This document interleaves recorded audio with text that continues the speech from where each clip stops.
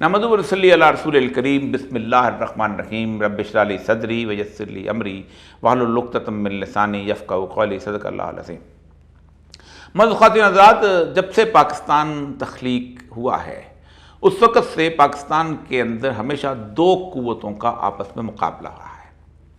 ایک عوامی تائید یا عوام کی سپورٹ سے بننے والی قوتیں یا وہ لیڈرشپ جو عوام کی ہوتی ہے یا عوام جسے پسند کرتے ہیں، اور دوسرا وہ جو کہ ڈرائنگ روم پالیٹکس جو کہ انگریز نے پاکستان کے اندر پیدا کی تھی۔ اس ڈرائنگ روم پالیٹکس کے بڑے بڑے ماہر تھے جو ہمیں تحفے میں ملے، اور یہ وہ لوگ تھے جن کے بارے میں کہا جاتا تھا کہ یہ مذاکرات کے بڑے حامی ہیں، یہ عالمی سیاست کو سمجھتے ہیں، یہ علاقائی سیاست کو سمجھتے ہیں، یہ ووٹ توڑنے کے عادی ہیں، یہ برادری کو بہت شاندار طریقے سے جانتے ہیں، ان کو کار سرکار پہ بہت اچھی پذیرائی حاصل ہے، اس لیے یہ لوگوں کے کام کرتے رہتے ہیں۔ یہ لوگ تھے جو کہ قائد اعظم کے زمانے کے اندر انگریز کی یونینسٹ پارٹی کا حصہ تھے، اور اس وقت آپ کو یاد ہوگا کہ قائد اعظم جس وقت مسلم لیگ کی حکومت تھی نہیں بنی تھی، جو قائد اعظم جس وقت الیکشن لڑ رہے تھے، مسلم لیگ لڑ رہی تھی 1936 کے بعد جو حکومت بنی تھی وہ اسی یونینسٹ پارٹی کی تھی جس کے خضر حیات گورنر تھے، اور مسلم لیگ نے باقاعدہ خضر حیات جو تھی وزیر اعلیٰ تھے، خضر حیات کے خلاف اپنی تحریک چلائی تھی۔ اس کے اندر وہ سارے کے سارے لوگ شامل تھے اس حکومت کے اندر کہ جن کو انگریز نے گزشتہ تقریباً 100 سال سے مراد دے کے ایک بہترین قسم کے ایک تصور میں ایک فیصل آباد کا گھنٹہ گھر بنا دیا تھا اپنے علاقے کے اندر۔ مثلا فیروز خان نون ہے، یا خضر ٹوانا ہے، یا نواب اکبر بگٹی کا دادا محراب خان بگٹی ہے، یا شاہ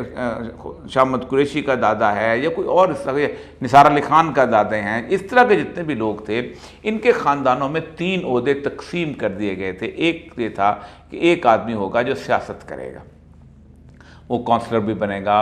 وہ الیکشن بھی لڑے گا، لیجسلیٹو اسمبلی میں بھی آئے گا، انگریز کے ساتھ بھی اس کے تعلقات ہوں گے۔ ایک بھائی جو تھا اس کو وہ ریزیڈنٹ میجسٹریٹ بناتے تھے یا پھر آنرری میجسٹریٹ بناتے تھے، اور ایک بھائی جو تھا اس کو یا تو فوج میں بھیج دیتے تھے یا آنرری کیپٹن بناتے تھے۔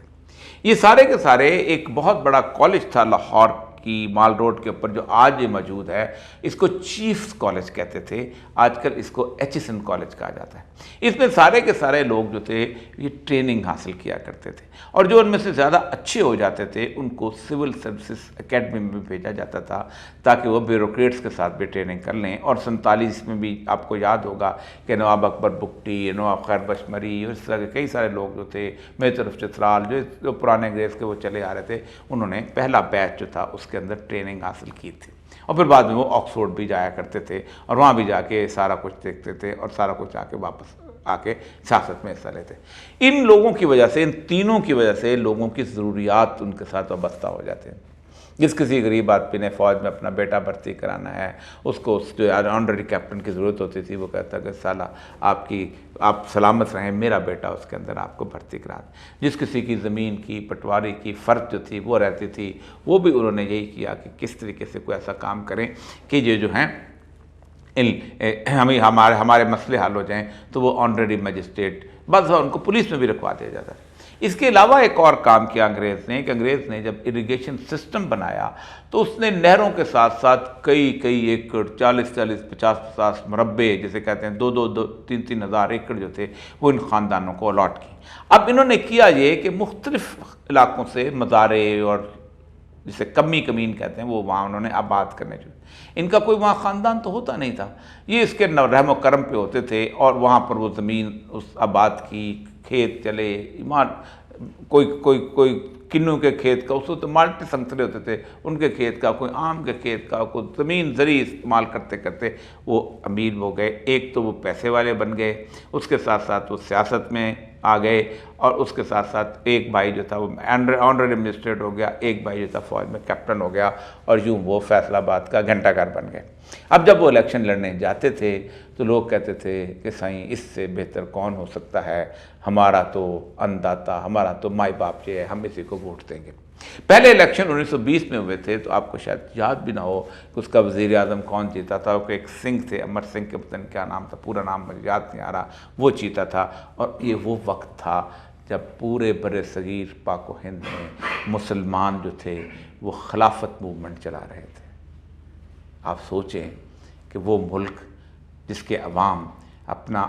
زیور، عورتیں زیور بیچ کے ترکی میں بھیج رہی تھیں اور خلافت کو بچانے کی کوشش کر رہی تھیں، اس وقت یہ لوگ جو تھے الیکشن لڑ کے اور وزارت عظمیٰ کے عہدے پہ بیٹھے ہوئے تھے۔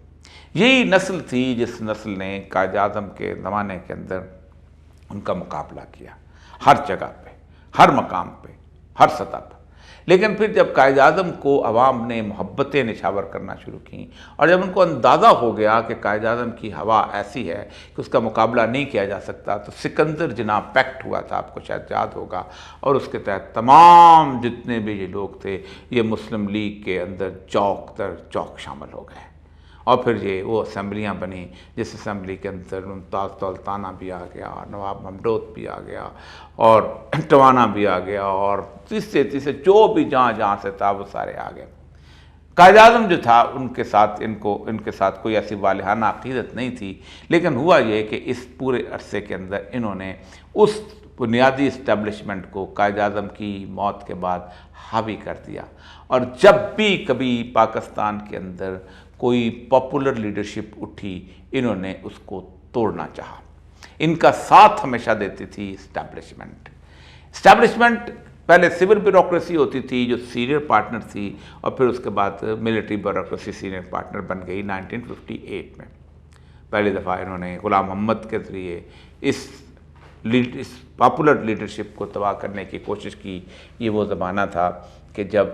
مولوی ابوالقاسم فضل الحق جو تھے وہ مشرقی پاکستان میں علیحدہ ہوئے تھے، اور انہوں نے کرشک اسلامک پارٹی بنائی تھی۔ یہ مولوی عبدالفضل کو ہیں کہ جنہوں نے قرارداد پاکستان پیش کی تھی، اور ان کی پارٹی وہاں جیت گئی تھی جگتو فرنٹ کے ساتھ، اور مشرقی پاکستان میں وہ وزیر اعلیٰ بن گئے تھے۔ اور آپ حیران ہوں گے کہ ایک نیو یارک ٹائمز کے آدمی نے ان کا انٹرویو لیا اور وہاں جا کے چھاپا کہ یہ مولوی ابوالقاسم فضل الحق جو تحریک پاکستان کا ان ساتھی تھا، جو کہ وہ قرارداد لاہور پیش کرنے والا تھا، یہ مشرقی پاکستان کو علیحدہ کر کے بھارت سے ملانا چاہتا ہے، اور اس کے اوپر جہاں پہ خبریں لگ گئیں ہم نے بھی اٹھا لی، اور ابوالقاسم فضل الحق نے کہا یہ جھوٹ ہے، لیکن سکندر مرزا سے کہا گیا اس کی حکومت ختم کر دو، اور اس نے بیان دیا تھا کہ میری حکومت امریکہ نے الٹوائی ہے، امریکہ نے میری حکومت جو ہے اس کو ختم کیا ہے۔ یہ پہلا رجیم چینج تھا، اور وہ بھی پاکستان کے بانیان میں سے ایک شخص کی حکومت کا۔ اس کے بعد پھر 1956 کے بعد ایک خان عبد القیوم خان کی لہر چلی تھی، اور اس کے بہت مشہور ہو گیا تھا کہ یہ جیت رہا ہے، کیونکہ 1958 کے الیکشن آ گئے تھے، اور اس نے 38 میل لمبا دینا سے گجرات تک جلوس نکالا تھا، جو کہ بہت بڑی ایونٹ تھی۔ پھر اس کے بعد یہ ساری قوتیں، ساری طاقتیں، ساری کی ساری طاقتیں جو تھیں یہ ایوب خان کے پاس بیٹھ گئیں، اور ایک خاص قسم کی ڈرامائی قسم کی اور ڈرائنگ روم پالیٹکس چلنے لگی، اور ایوب خان نے مارشل لا لگا دیا، اور پھر وہ تمام طاقتیں، قوتیں جو تھیں انہوں نے اکٹھے ہو کے اس عوامی مینڈیٹ کا راستہ روک دیا۔ اگلا عوامی مینڈیٹ جو تھا وہ تھا شیخ مجیب الرحمن کا، وہ جیت چکا تھا، لیکن یہاں پر اب مغربی اور مغربی پاکستان کی ایک ایسی رفٹ پیدا کی گئی کہ جس رفٹ کے تحت بھٹو ایک طرف ہو گیا، اور مغربی پاکستان سے میں اس سے محبت کرنے والے اس کے ساتھ ہو گئے، اور یوں ہم نے مشرقی پاکستان کے ان بھائیوں کو اپنے آپ سے علیحدہ کر دیا جہاں ڈھاکہ میں 1906 میں پاکستان مسلم لیگ کی بنیاد رکھی گئی تھی، اور وہ ہمارا ہراول دستہ تھے۔ بھٹو پاپولر تھا، اب یہاں رہ گیا تھا، اب اس پاپولر کے ساتھ بھی ان طاقتوں نے لڑائی کرنا تھی ہی تھی، اس لیے 77 کے آتے آتے بھٹو کے ساتھ بھی ان طاقتوں نے ایک بہت بڑے 9 ستاروں کے اتحاد، 9 پارٹیوں کے اتحاد سے مقابلہ کیا۔ بھٹو کو عام میدان میں تقریباً شکست دے دی تھی، لیکن سمجھتے تھے کہ شاید شکست نہیں دی گئی، تو پھر وہ ایک موومنٹ چلی، اور پھر بھٹو کی عوامی پاپولیرٹی جو تھی وہ بھی ختم کر دی گئی۔ 1977 سے لے کے اب تک 50 سال کا عرصہ ہے، اس میں اب صرف ایک پاپولر لیڈر پیدا ہوا ہے، اور اس کا نام عمران خان ہے۔ مقابلے پہ پھر وہی اتحاد ہے، وہی لوگ جو آج سے 150 سال پہلے خلافت موومنٹ کے زمانے میں اسٹیبلشمنٹ انگریز کے ساتھ کھڑے ہوئے تھے، انہی کی اولادیں ہیں، وہی لوگ ہیں، وہی سرمایہ دار ہیں، وہی بزنس مین ہیں، وہی وہ لوگ ہیں کہ جن کی بڑی بڑی زمینیں ہیں، وہی لوگ ہیں جب ممبر و محراب کے ساتھ اس فتوے جاری کرتے ہیں اور بتاتے ہیں کہ ہم بھی آپ کے ساتھ ہیں کیونکہ آپ اسٹیبلشمنٹ کے ساتھ ہیں۔ یہ لڑائی ہمیشہ عوام جیتتی رہی ہے، لیکن اس کے لیڈر کو صفحہ ہستی سے مٹا کے یا وطن سے دور کر کے لیڈر سے جیتی رہی ہے۔ ہم نے فاطمہ جناح کو شکست دی، لیکن اس کے چند سالوں کے اندر ایوب خان پورے پاکستان کی گلیوں میں ذلیل و رسوا ہو کے نکلا۔ ہم نے شیخ مجیب کو دور کیا، لیکن ہمارا ملک بھی دور ہو گیا۔ ہم نے بھٹو کو پھانسی چڑھایا، لیکن بھٹو کی پھانسی کے بعد آج تک ہم اس کے بت کو لوگوں کے دلوں سے نہیں نکال سکے۔ اس وقت وہ لڑائی ہے، لیکن میری دعا ہے کہ اس وقت وہ ڈرائنگ روم پالیٹکس شکست کھا جائے اور پھر ڈرائنگ روم پالیٹکس کا کوئی نام لینے والا نہ بچے، کیونکہ جس طرح کی سیاست اور جس طرح کی مقبولیت عوام نے عمران خان کو دی ہے، پاکستان میں ایسی مقبولیت قائد اعظم کو بھی حاصل نہیں ہوئی تھی۔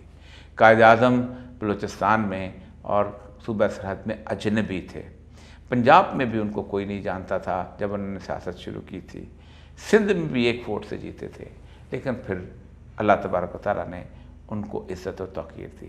عمران خان چاروں صوبوں میں لوگوں کے دلوں میں دھڑکتا ہے، لیکن مقابلہ وہی ہے، وہ جو ستیزہ کار رہا ہے ازل سے تا امروز، چراغ مصطفی سے شرار ابو لہب۔ باخر دعوانا الحمدللہ رب العالمین۔